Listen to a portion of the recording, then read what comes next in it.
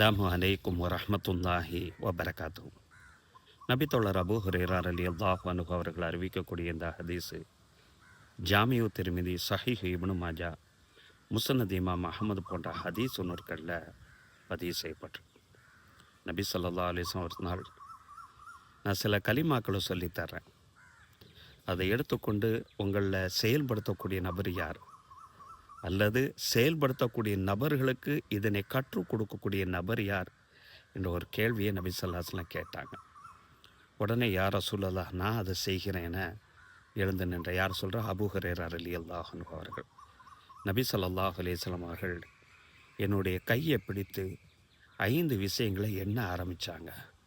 முதல் விஷயம், நபி ஸல்லல்லாஹு அலைஹி வஸல்லம் அவங்க சொன்னாங்க, நீ ஹராமான விஷயங்களை விட்டு தவிர்ந்து நீ பேணுதலாக நடந்து கொள்.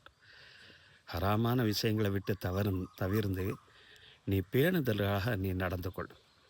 அவ்வாறு நீ நடந்தால் தக்குன் ஆபுதின் நாஸ், மக்களிலே மிகப்பெரிய வணக்கசாலியாக நீ மாறிவிடுவாய்.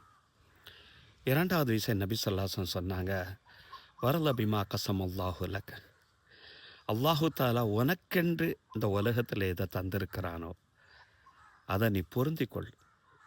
அவ்வாறு நீ பொருந்தி கொண்டா தக்குல் அகனன் நாசி, தக்குன் அகனன் நாசி, மக்களில் நீ மிக செல்வந்தனாக நீ மாறிவிடுவாய். மூன்றாவது விஷயமா நபி ஸல்லல்லாஹு அலைஹி வஸல்லம் சொன்னாங்க, உனக்கும் உன் குடும்பத்தவர்களுக்கும் எது விருப்பமானதாக இருக்கோ அதனையே மற்றவர்களுக்கு நீ விரும்பி கொடு.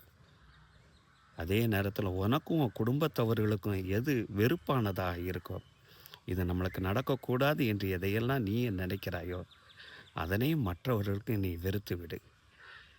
அந்த நேரத்தில் அப்பொழுது தான் தக்குன் முக்மினா, நீ உண்மையான இறை நம்பிக்கையாளனாக நீ மாறுவாய் என்றார்கள் நபி ஸல்லல்லாஹு அலைஹி வஸல்லம். அடுத்ததாக, உனக்கும் உன்னை சுற்றி இருக்கக்கூடிய அண்டை வீட்டார்கள், உன்னை சுற்றி இருக்கக்கூடிய நண்பர்கள், நட்பு வட்டாரங்கள் யாராக இருந்தாலும் அவர்களுக்கு நீ உபகாரம் செய். நீ எப்பொழுது உன்னை சுற்றி இருக்கக்கூடிய நபர்களுக்கு நீ உபகாரம் செய்ய ஆரம்பிக்கிறாயோ தக்குன் முஸ்லிமா, அப்பொழுது தான் நீ உண்மையான முஸ்லீமாக மாறுவாய் என்று சொல்லிவிட்ட நபி ஸல்லல்லாஹு அலைஹி வஸல்லம் சொல்கிறாங்க, நீ அதிகமாக சிரிக்கிறதை தவிர்த்துக்கொள். இப்போ இன்ன கசரத்தல் லெஹக்கி தமித்துல் கல்ப, அதிகமாக சிரிக்கிறது என்பது உள்ளத்தை மரணிக்க செய்துவிடும் என்றார்கள் நபி ஸல்லல்லாஹு அலைஹி வஸல்லம். ஏன் இந்த இடத்துல அதிகமாக சிரிக்கிறத சொல்கிறாங்க சொன்னால், நாளைக்கு இன்னொருத்தன் கஷ்டப்படுவதை பார்த்தினும் இந்த சிரிப்புங்கிற தன்மை அந்த இடத்துல வெளிப்படும்.